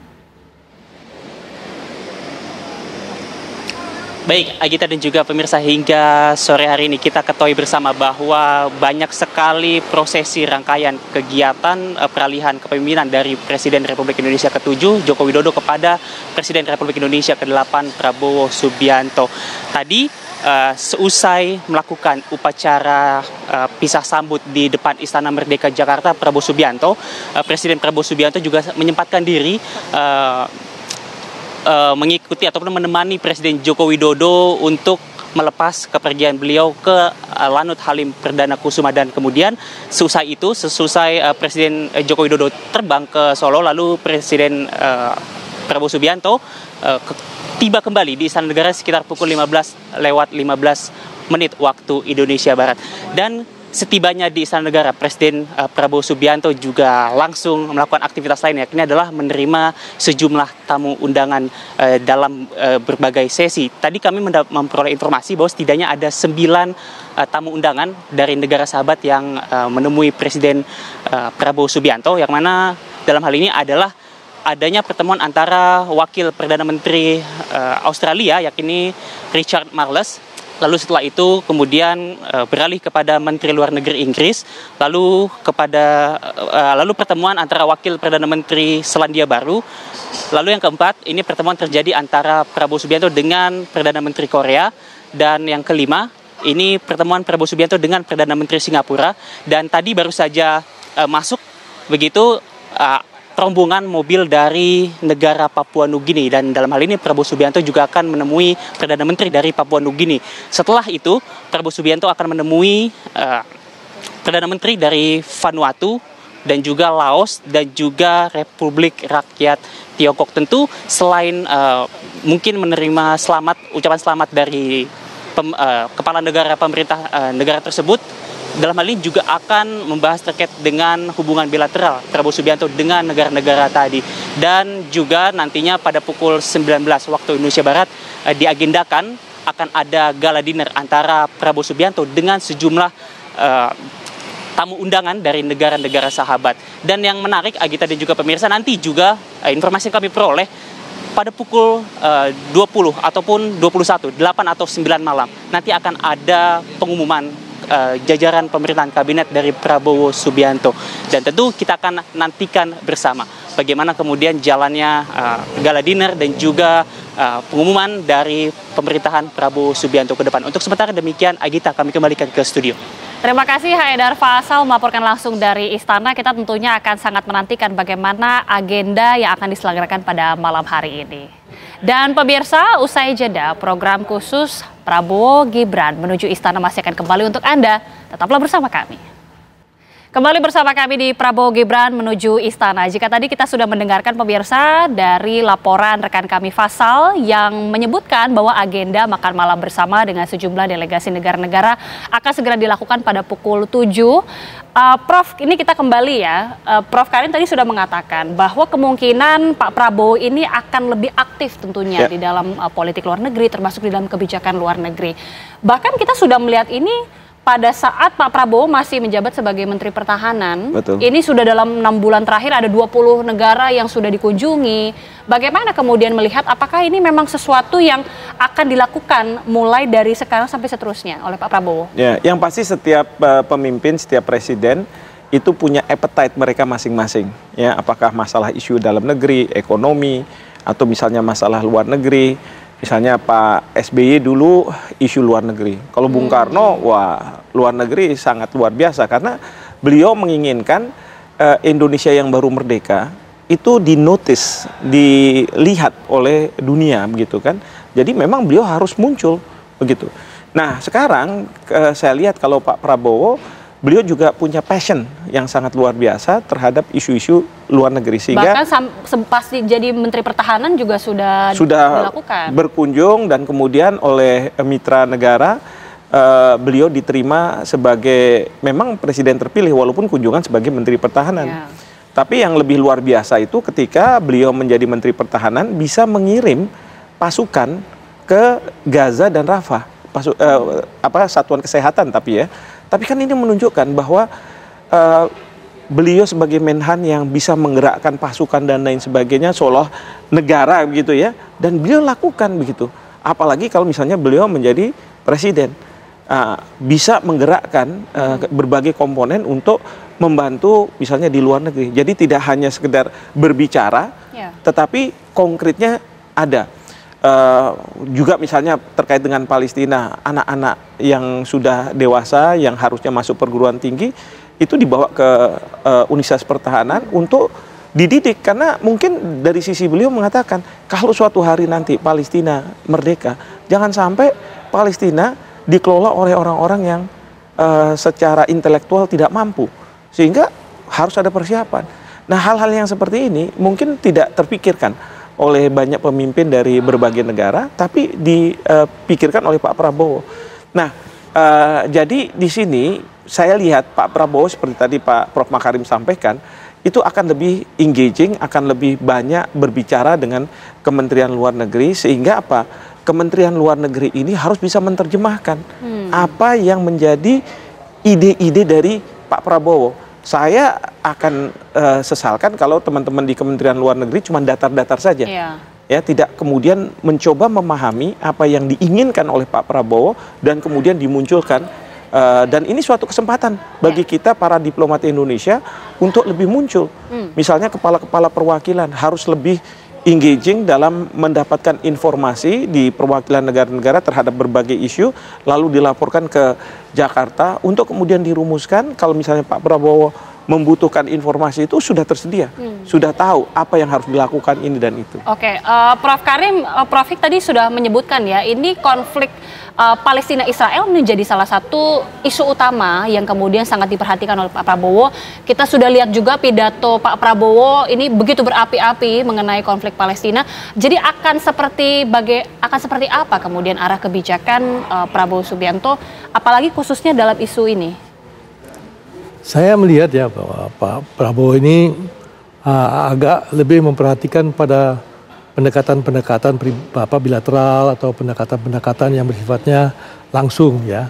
Nah, saya melihat bahwa proses yang ada di dalam organisasi-organisasi regional maupun organisasi-organisasi multilateral itu proses yang tidak cepat akan kelihatan hasilnya. Nah, jadi oleh karena itu saya mungkin melihat akan muncul pendekatan-pendekatan dari beliau sendiri ya mengenai isu-isu yang bisa menjadi peredam daripada konflik yang sangat lama kejadian antara Israel sama Palestina. Kalau kita lihat kan sebenarnya masalah mengenai Israel sama Palestina ini kan masalah menyangkut beberapa isu yang pokok. Ya, tetapi isu yang pokok tadi tidak dipecahkan, tapi isu-isu lain-lainnya muncul. Jadi misalnya saja, bagaimana status Yerusalem? Ya, karena Yerusalem itu bagi Palestina menginginkan itu kapitalnya, sedangkan oleh Israel mereka juga menginginkan. Jadi mereka melihat apakah misalnya pendekatan antara Yerusalem Timur masuk ke Palestina, Yerusalem Barat masuk ke Israel, itu tidak jadi pemecahan. Ya, atau itu bisa dikeluarkan oleh Pak Prabowo untuk jalan keluar untuk menyelesaikan masalah Palestina. Karena dulu soal masalah Yerusalem ini sudah jadi isu sejak tahun 47. Ya, kalau kita lihat dulu, ya, Majelis Umum PBB sudah mengeluarkan resolusi mengenai pemecahan itu. Kedua, ya yang menjadi masalah itu adalah pengungsi. Ya, jadi kasus mengenai kalau toh ada penyelesaian mengenai dua negara, ya. Jadi kalau misalnya ada negara Israel, negara Palestina. Nah, ini yang dulu orang-orang Palestina yang lari tahun 48 ya, yang lari karena dia serangannya kan luar biasa menuju ke Palestina itu. Itu bagaimana? Apakah tetap menjadi gelandangan yang ada di Aman atau dia harus kembali lagi ke sana? Ya. Nah, kalau misalnya saja ada alternatif bisa ditawarkan kepada pihak-pihak yang langsung bertindak itu mengenai apa yang dirasakan mengenai Palestina, mengenai pengungsi, mengenai jatah kepada akses terhadap air ya. Nah, itu mungkin bisa memberi dorongan untuk mencoba menyelesaikan perbedaan-perbedaan yang konkret. Gitu. Oke, itu isu mengenai Palestina dan juga Israel yang ternyata tentunya pemirsa menjadi salah satu isu utama yang di-highlight oleh Pak Prabowo Subianto. Bahkan di dalam pidatonya ini disampaikan Pak Prabowo cukup dengan berapi-api. Kita akan saksikan, kita akan hadirkan video selengkapnya untuk Anda berikut ini. Sudah berkali-kali saya canangkan, Indonesia akan menjalankan politik luar negeri sebagai negara yang ingin menjadi tetangga yang baik. We want to be the good neighbor. Kita ingin menganut filosofi kuno, 1000 kawan terlalu sedikit, 1 lawan terlalu banyak.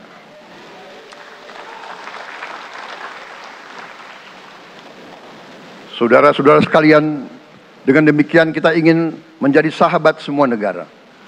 Tapi kita punya prinsip. Prinsip kita adalah prinsip anti penjajahan. Karena kita pernah mengalami penjajahan, kita anti penindasan. Karena kita pernah ditindas, kita anti rasialisme, kita anti apartheid. Karena kita pernah mengalami apartheid. Waktu kita dijajah, bahkan kita digolongkan lebih rendah dari anjing. Banyak prasasti dan marmer, banyak papan-papan di mana disebut Honden and Inlander Verboden. Saya masih lihat prasasti di kolam renang Manggarai tahun 78, Honden and Inlander Verboden, saudara-saudara. Karena itu kita punya prinsip, kita harus solider, kita harus membela rakyat-rakyat yang tertindas di dunia ini. Karena itu kita mendukung kemerdekaan rakyat Palestina.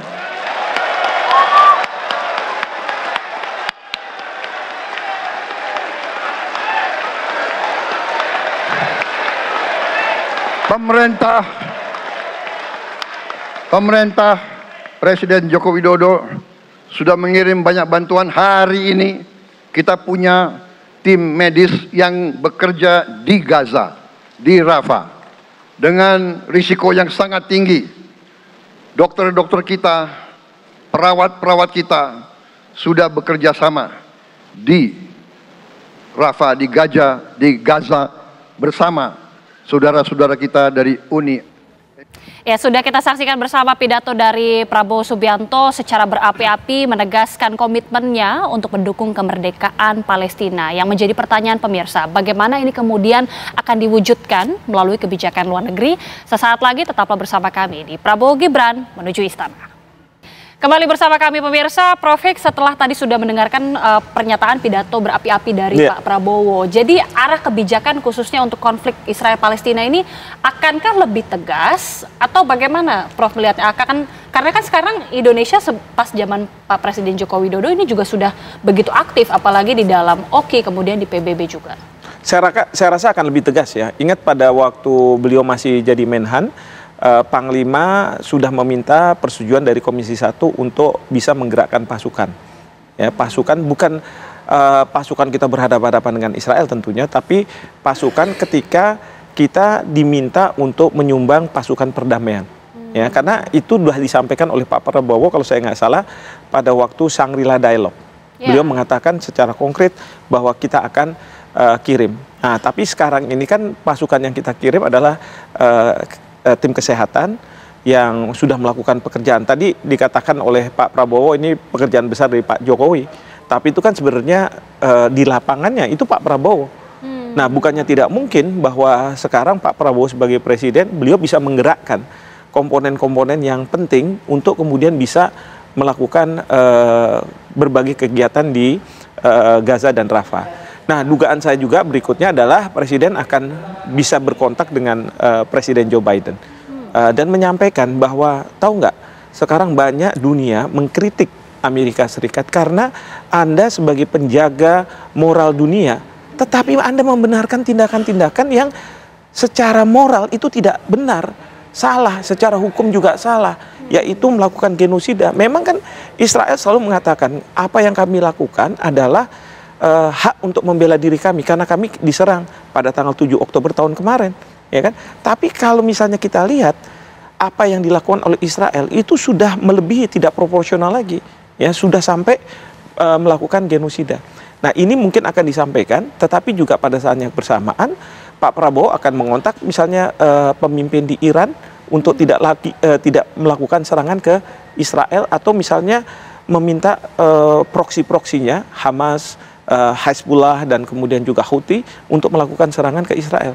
Nah, dalam konteks seperti ini tentu ini harus backdoor semuanya, dan saya berharap bahwa di antara mereka akhirnya mereka menghentikan serangan itu karena mereka mengatakan bahwa dunia yang disampaikan oleh Indonesia menghendaki kita selesaikan perang ini.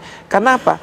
Indonesia perannya bukan sebagai mediator biasa, tetapi Indonesia menjadi penyelamat muka dari para pemimpin ini. Karena kalau kita sudah berperang, itu ada istilah point of no return. Kita harus either menang atau kalah.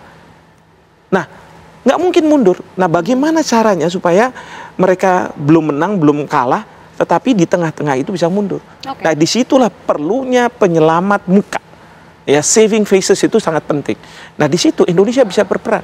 Ya, bukan kemudian kita justru mengkobar-kobarkan perang ini. Tadi kalau kita dengar apa yang disampaikan oleh Pak Prabowo, beliau nggak mengatakan bahwa kita akan berpihak pada Hamas misalnya atau Fatah. Tidak. Beliau mengatakan kita berpihak pada rakyat Palestina. Itu udah paling benar. Ya, menurut saya. Karena apa? Kita tidak berpihak pada Israel, kita tidak berpihak pada Hamas, ya, apalagi Israel gitu ya. Tetapi kita berpihak pada perdamaian dan kemanusiaan. Prof Karim, apakah artinya Pak Prabowo ini akan memang terjun langsung ya? Atau memang juga ada pelibatan, karena kita lihat kan sampai malam ini kemungkinan akan ada pengumuman dari kabinet yang baru. Kemungkinan akan ada Menteri Luar Negeri, kemudian juga Wamen ini ada 2, ada Pak Tata dan juga ada Pak Anies Mata. Ini apakah mungkin ada pelibatan juga tentunya, atau langsung dari Pak Prabowo ini akan turun langsung? Kalau kita lihat bahwa susunan yang dibentuk ya, di mana ada penambahan Wakil Menteri Luar Negeri, itu kan menunjukkan bahwa apa yang dibayangkan oleh Pak Prabowo bahwa kesibukan dari Kementerian Luar Negeri kan akan meningkat, ya. Nah, oleh karena itu saya juga kemudian menanyakan bagaimana division of labor, pembagian antara wakil menteri yang satu dengan menteri yang lain, ya. Nah, tampaknya mungkin Pak Anies Mata itu banyak peranannya di bidang pendekatan-pendekatan di daerah Timur Tengah, ya, dan juga masalah-masalah yang menyangkut mengenai Palestina dan Israel, sedangkan yang lain itu di dalam wilayah dunia yang lain, dunia yang lain.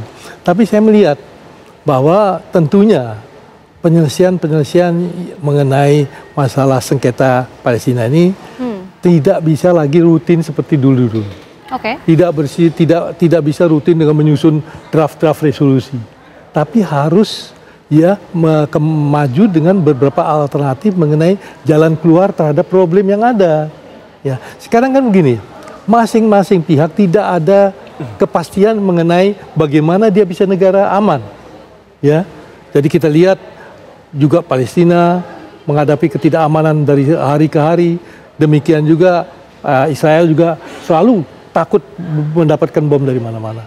Nah, sekarang bagaimana kita bisa memberikan alternatif kepada pihak-pihak terkait itu mengenai hilangnya kemungkinan ancaman tersebut. Nah, oleh karena itu difikirkanlah bagaimana menyatukan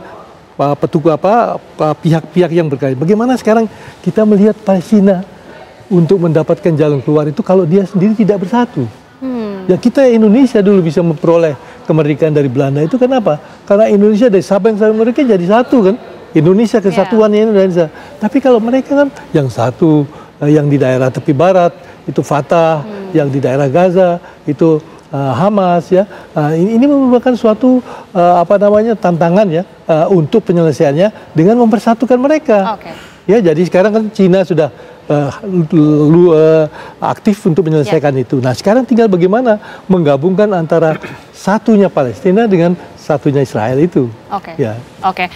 Selain konflik mengenai Israel dan juga Palestina, Prof, ini kita juga melihat ya bagaimana kemudian pertemuan antara Pak Prabowo dengan Presiden Cina Xi Jinping. Bahkan kita ketahui Cina ini adalah negara pertama yang kemudian dikunjungi Pak Prabowo pada saat terpilih menjadi presiden terpilih pada saat menjabat sebagai Menteri Pertahanan. Bagaimana ini kemudian melihatnya dan berpengaruhkah ini terhadap kebijakan luar negeri nanti? Boleh dijawab usai jeda. Sesaat lagi pemirsa, kami segera kembali. Ya, berbicara mengenai arah kebijakan luar negeri yang tentunya dalam masa pemerintahan Prabowo Gibran, ini sosok Menteri Luar Negeri tentunya tidak lepas dari sosok yang memiliki peran sangat signifikan, Prof. Kita melihat ya, salah satu kandidat kuat ini disebutkan adalah Pak Sugiono. Ini merupakan politisi senior Gerindra. Kemudian juga tidak hanya Pak Sugiono, tapi juga dari Wamen ada Pak Armanata Nasir, kemudian juga ada Pak Anies Mata. Analisa Prof bagaimana ini melihat sosok-sosok ini? Ya, yang pasti kalau saya ditanya itu, saya harus jujur, saya tidak begitu tahu latar belakang dari Pak Sugiono. Tapi saya yakin dengan pemilihan Pak Prabowo bahwa beliau adalah orang yang kompeten. Saya tahu beliau ada di Komisi 1 dan beliau adalah boleh dikatakan katanya anak ideologis dari Pak Prabowo. Karena sejak muda lulus dari Taruna Nusantara, beliau mau masuk Akmil tapi diminta untuk pergi ke universitas di Amerika Serikat. Ya. Nah, dari situ beliau baru ikut menjadi militer melalui jalur SEPA-PK. Nah, ini yang terus kemudian beliau baru sebentar mungkin diminta Pak Prabowo untuk ikut sama beliau. Bahkan pernah jadi ajudan dan sebagainya. Sehingga kedekatan itu menunjukkan bahwa Pak Prabowo ingin banyak terlibat dan ingin Menteri Luar Negeri itu yang bisa memahami apa yang beliau mau. Nah, ini yang kemudian Menteri Luar Negeri harus kemudian menyampaikan ke para wamen dan birokrasi yang ada di Kementerian Luar Negeri.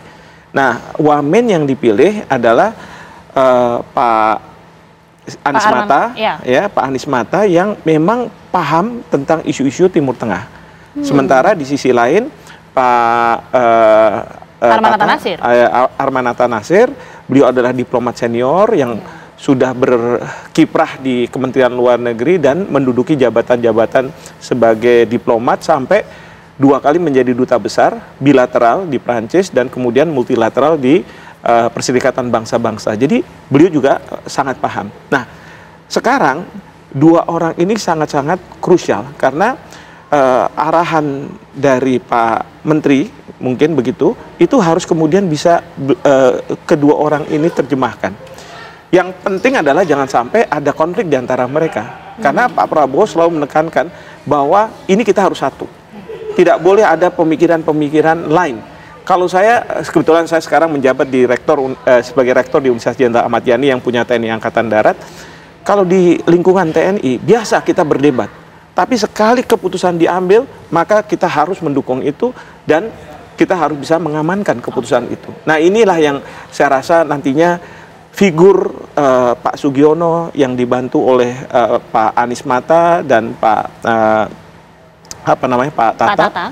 Ini bisa membuat apa yang ada di kepala Pak Prabowo itu benar-benar dijalankan dalam realitanya. Oke, dan memang sekali lagi figur-figur ini kita masih menunggu pengumuman yang tentunya informasinya pada malam hari ini pemirsa akan segera diumumkan bagaimana susunan kabinet dari Prabowo Gibran. Tapi Prof Makarim kembali lagi, sudah melihat figur-figur ini yang disinyalir adalah kandidat kuat untuk mengisi posisi Menlu kemudian Wamenlu juga.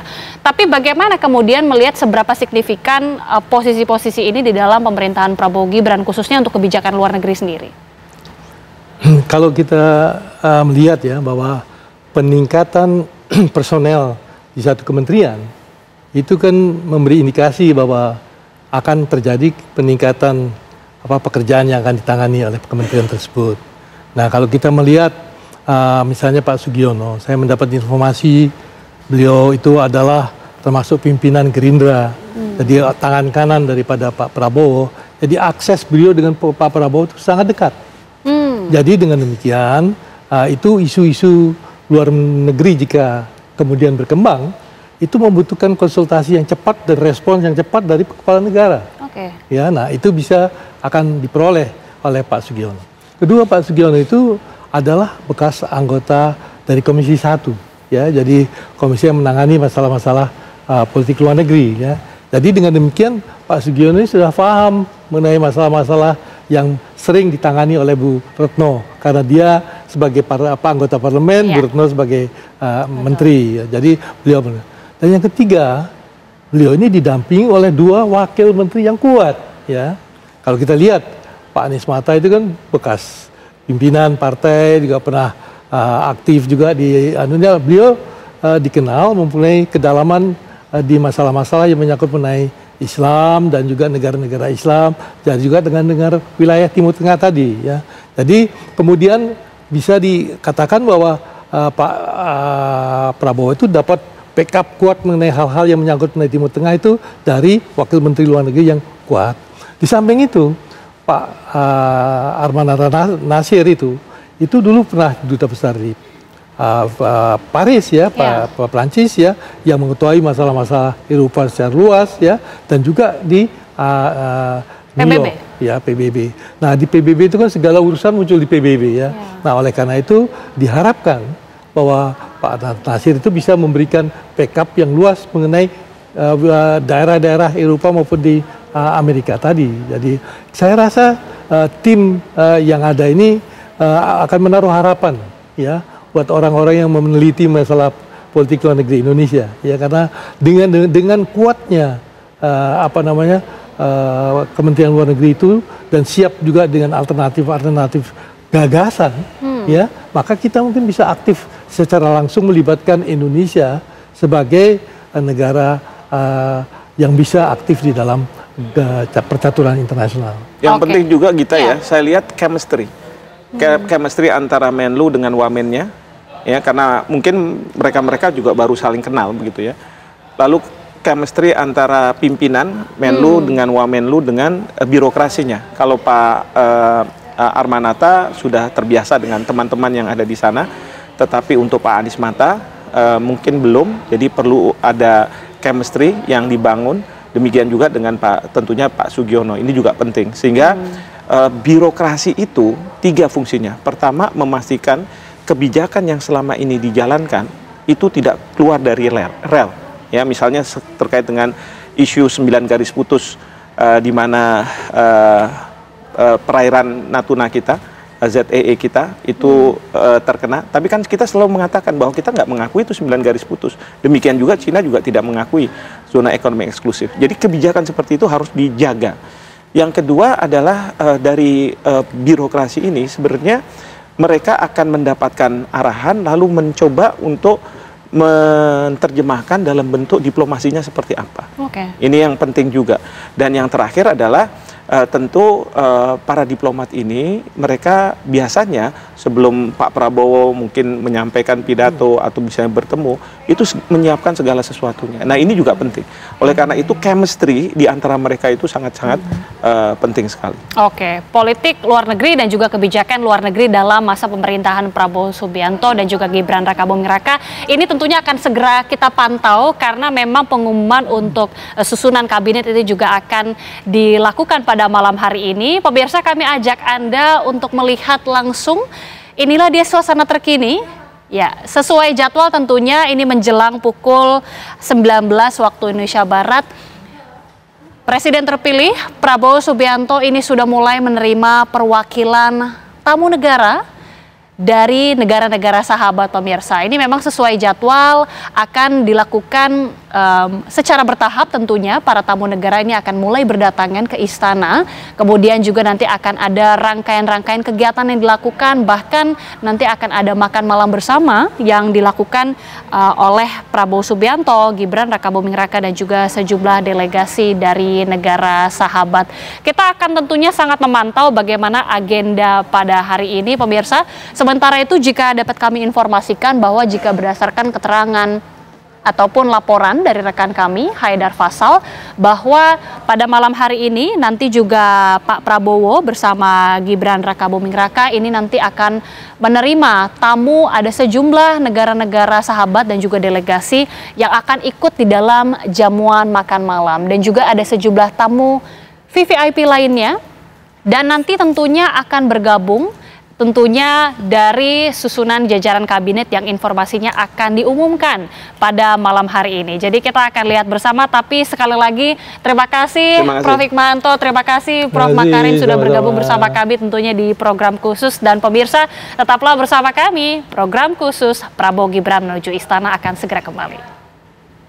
Anda kembali bersama kami di pemirsa di program khusus Prabowo Gibran menuju Istana. Pemirsa, kita sudah lihat pada malam hari ini tentunya pada pukul 19 waktu Indonesia Barat akan dilangsungkan Prabowo Subianto dan juga Gibran Rakabuming Raka ini akan menerima sejumlah tamu delegasi di Istana dan juga nantinya akan makan malam bersama.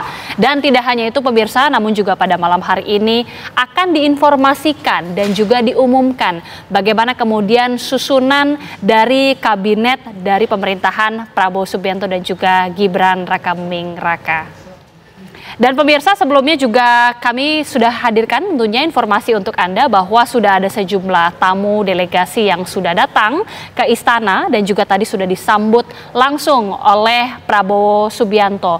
Dan bahkan tadi sebelumnya juga kita ketahui Presiden Republik Indonesia Prabowo Subianto ini juga sudah bertemu dengan Presiden Republik Rakyat Cina Xi Jinping, The Great Hall of the People atau Balai Agung. Dan untuk memantau bagaimana kemudian pertemuan agenda pada malam hari ini, kita juga akan langsung berbincang bersama dengan pengamat politik Mas Nyarwi Ahmad. Mas Nyarwi Ahmad, selamat malam. Malam, Anggita. Baik. Mas Nyarwi, ini kita sangat menantikan tidak hanya agenda makan malam bersama yang dilakukan di Istana, tapi juga pengumuman dari susunan kabinet Prabowo Subianto dan juga Gibran Rakabuming Raka. Bagaimana melihatnya, Mas Nyarwi? Ya, yang pertama saya kira pengumuman ini menjadi momentum juga ya, Anggita, terkait khususnya untuk mengkonfirmasi ya spekulasi-spekulasi yang selama ini berkembang. Karena kan kalau dari daftar tokoh-tokoh lah ya yang diundang, mulai dari di Kertanegara, kemudian di Hambalang gitu ya, itu saya kira kan sudah pasti ada beberapa nama ya, dan sekitar 17 orang itu kan nama-nama tokoh yang sudah pernah menjadi menteri ya, di era kabinetnya Presiden Jokowi. Beberapa nama-nama yang lain itu kan diproyeksikan misalnya menjadi menteri di posisi baru gitu ya. Dan juga termasuk wakil menteri. Tetapi semua nama-nama itu walaupun di media sosial ya kita menyaksikan ya daftar-daftar itu menduduki apa misalnya ya, dikabarkan misalnya Gus Muhaimin atau Caimin katanya kan salah satu Menko di Maritim misalnya, itu contoh. Tapi kan itu baru isunya gitu ya. Nah, soal keputusannya saya kira kan tetap saja itu presiden terpilih ya. Dan beserta timnya saya kira yang tetap memutuskan, dan pasti kan ada diskusi di internal ya di kalangan tim yang membantu Pak Prabowo juga di sana, Pak Prabowo Gibran. Nah di sana kan pasti ada ya des yang bidangi misalnya sektor ekonomi, kemudian juga di bidang-bidang hukum misalnya begitu, kemudian juga di bidang-bidang pembangunan, kesejahteraan sosial, infrastruktur dan lain-lain ya. Saya kira nama-nama itu akan terus digodok. Dan keputusannya tentu kita tunggu ya, kalau yang dari yang berkembang kan kita dengar akan diumumkan malam ini. Tetapi balik lagi kan ada kemungkinan juga seandainya molor itu kan bisa juga kan tidak malam ini. Tetapi paling enggak kita menyaksikan ya, Anggita, hari ini begitu dilantik gitu ya, Presiden Prabowo kan langsung bekerja ya. Tadi misalnya sudah menerima beberapa tamu internasional.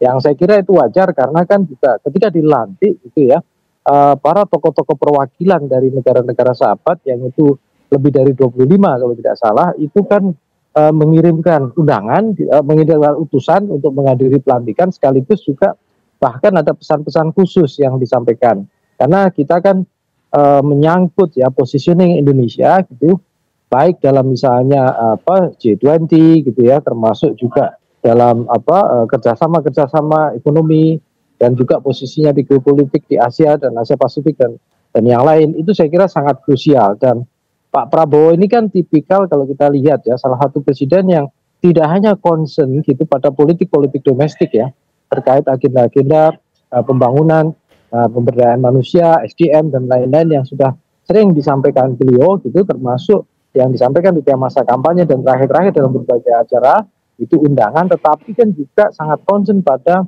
dinamika ya geopolitik internasional ya, apa yang terjadi di Timur Tengah, dan juga saya kira kondisi-kondisi tekanan-tekanan ekonomi global dengan target yang kita dengar ya cukup ambisius ya, bahkan kalau bisa 8% misalnya pertumbuhan ekonomi, saya kira itu juga membutuhkan gitu ya upaya-upaya yang sangat serius ya dari para tim yang nanti akan membantunya, termasuk juga dengan membangun kolaborasi peluang-peluang kerjasama dengan negara-negara yang mengalami yang punya potensi pertumbuhan ekonomi yang bagus ya, walaupun misalnya mengalami potensi penurunan. Yang bagus misalnya seperti India, termasuk juga kita dengar China ya, dan beberapa negara yang lain ya. Saya kira itu Agita.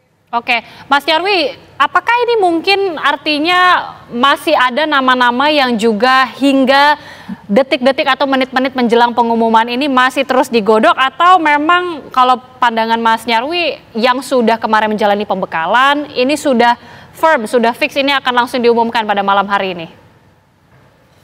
Ya, Anggita, yang pertama sebagaimana dalam konstitusi itu kan penentuan ya formasi kabinet menteri maupun wakil menteri dan posisi yang di kementerian atau setara kementerian itu kan hak prerogatif presiden, dan itu kan tidak ada ya misalnya aturan prosedural yang mengatakan misalnya sejauh yang saya pahami dari regulasi yang ada, yang saya tahu bahwa siapapun yang misalnya dilantik menjadi menteri atau wamen itu harus melalui sekian tahapan, misalnya contoh gitu ya, harus diaudisi, kedua misalnya harus mengikuti pembekalan, ketiga harus lulus ini, dan itu kan nggak ada. Ya, artinya apa? Artinya belum tentu juga ya dari semua nama yang kemarin diaudisi itu kemudian juga akan muncul, dan belum tentu juga nama-nama yang kemarin tidak tersorot oleh teman-teman media karena mungkin bisa jadi entah bertemunya pintu masuk dan keluarnya berbeda gitu, atau bahkan nama-nama itu tidak ditemui di tempat yang kemarin ditentukan, misalnya dari Kertanegara, Hambalang. Itu juga bisa aja itu diputuskan menduduki posisi tertentu, karena balik lagi ya keputusan melantik seseorang, pertimbangan untuk menentukan di posisi jabatan apa saja di kementerian itu sekali lagi kan hak prerogatif presiden, dan itu tentu saja otoritas kewenangan presiden yang sudah menerima mandat, presiden terpilih, apalagi presiden yang sudah dilantik ya, dia resmi menjabat ya, tadi kan sudah mengucapkan sumpah dan janji jabatan sebagai presiden dan juga sebagai wakil presiden. Nah itu saya kira sangat mungkin kan dan terbuka sekali ya muncul nama-nama baru. Tetapi dalam konteks Pak Prabowo kemungkinan itu nama-nama itu seandainya ada, saya kira tidak banyak ya. Lebih banyak nama-nama yang sudah sering kita dengar itu. Oke, nama-nama yang tentunya sudah digodok setelah sekian hari kita sudah melihat bagaimana kemudian nama-nama ini mulai bermunculan. Tapi yang menjadi pertanyaan juga Mas Nyarwi, akan seperti apakah kemudian kabinet pemerintahan Prabowo Gibran dengan susunan nama-nama menteri dan juga wakil menteri ini? Sesaat lagi kita akan bahas, tetaplah bersama kami pemirsa. Anda kembali menyaksikan program khusus Prabowo Gibran menuju Istana pemirsa. Setelah tadi kita juga sudah menyaksikan bagaimana kemudian persiapan langsung di Istana, kita juga melihat bagaimana persiapan ataupun suasana terkini di Solo pemirsa. Inilah dia suasana penyambutan dari Pak Joko Widodo yang saat ini pemirsa tentunya sudah tiba di Solo, Jawa Tengah. Baik, kita saksikan bersama, inilah dia Pak Jokowi yang kemudian disambut oleh warga Solo yang begitu antusias menyambut kedatangan Pak Jokowi. Bahkan juga terlihat Joko Widodo ini melambaikan tangan tentunya bersama dengan ribuan warga Solo yang tentunya sudah siap untuk menyambut kepulangan dari Jokowi. Gegap gempita kemudian dari warga Solo menyambut kepulangan Joko Widodo, bahkan terlihat ya lautan masyarakat Solo bersama juga dengan sejumlah warga yang diperkirakan ini sepertinya ada puluhan ribu warga yang menyambut kepulangan Jokowi dan juga Iriana Joko Widodo ke Solo. Bahkan tadi kita sudah mengetahui sebelumnya sudah ada disiapkan sejumlah penyambutan khusus tentunya, mulai dari secara visual dan juga tentunya dari spanduk, bahkan penyambutan di sepanjang jalan yang dilakukan mulai dari bandara sampai dengan tiba di kediaman. Kita ketahui juga tentunya pemerintah kota Solo ini sudah sempat berkoordinasi langsung dengan protokoler istana dan juga terlihat bagaimana antusiasme dari warga Solo yang menyambut kedatangan dari Joko Widodo. Selain memantau suasana di Solo pemirsa, kita kembali juga akan melihat bagaimana suasana di istana yang tentunya masih ada sejumlah agenda yang dilakukan di sana. Kita akan langsung bergabung bersama dengan Fahada Indi untuk memantau bagaimana Prabowo Subianto yang saat ini masih menyambut sejumlah tamu negara. Indi, seperti apa di sana?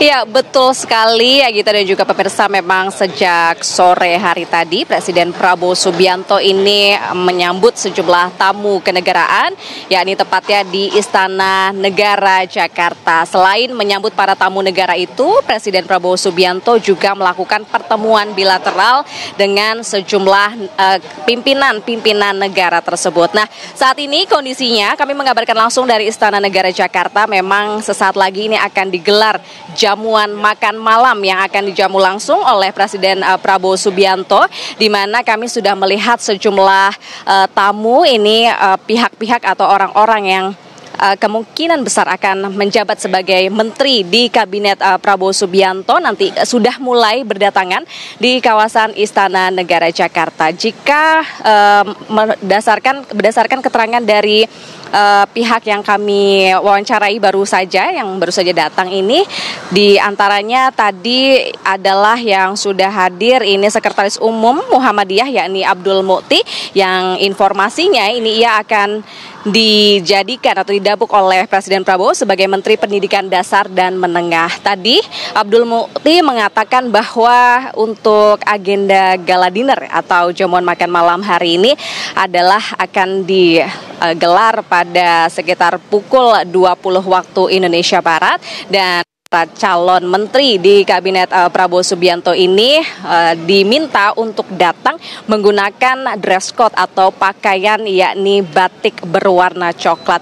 Kami pun melihat memang sejumlah calon-calon menteri yang hadir ini juga mengenakan batik berwarna coklat, dan selain para calon menteri ini nampaknya juga malam hari ini para calon wakil menteri juga akan ikut dalam agenda gala dinner atau jamuan makan malam yang rencananya akan digelar di Istana Negara Jakarta. Nah, untuk persiapannya sendiri kami melihat di halaman atau di bagian depan dari Istana Negara ini memang sudah terlihat sejumlah penari ini sudah bersiap untuk menyambut kedatangan dari para tamu negara maupun para calon menteri yang akan hadir di gala dinner. Sementara itu Agita yang bisa kami sampaikan, kami masih akan terus mengupdate bagaimana kondisi di Istana Negara, namun saat ini kami kembalikan terlebih dahulu ke Anda di studio. Terima kasih Fahada, ini informasi langsung dari Istana Negara Jakarta, dan pemirsa tetaplah bersama kami, usai jeda kami akan segera kembali. Anda kembali bersama kami pemirsa, dan tadi kita sudah menyimak tentunya bagaimana laporan dari rekan kami Fahada Indi yang menyebutkan bahwa memang sejumlah tamu dan juga delegasi ini sudah tiba seluruhnya di Istana Negara Jakarta, dan tentunya diketahui bahwa makan malam atau jamuan makan malam ini mengundang tidak hanya tamu undangan dari delegasi negara, namun juga pihak-pihak yang sebelumnya pemirsa tadi sudah datang dan juga menyaksikan pelantikan Prabowo Gibran di DPR MPR. Namun juga yang menarik pemirsa tentunya adalah kedatangan dari para calon menteri dan juga calon wakil menteri yang tadi disebutkan oleh Indi ini sudah tiba juga di Istana Negara. Yang kita tentu nantikan adalah bagaimana kemudian pengumuman dari kabinet Prabowo Gibran. Dan pemirsa, informasi tadi juga sekaligus menutup program khusus Prabowo Gibran menuju Istana, dan sesaat lagi pemirsa Anda bisa menyaksikan program khusus dengan tema Selamat Bertugas Prabowo Gibran bersama dengan Andromeda Mercury dan juga Tiara Harahap. Mewakili kru bertugas saya Agita Mahlika mengucapkan terima kasih. Selamat malam, sampai jumpa.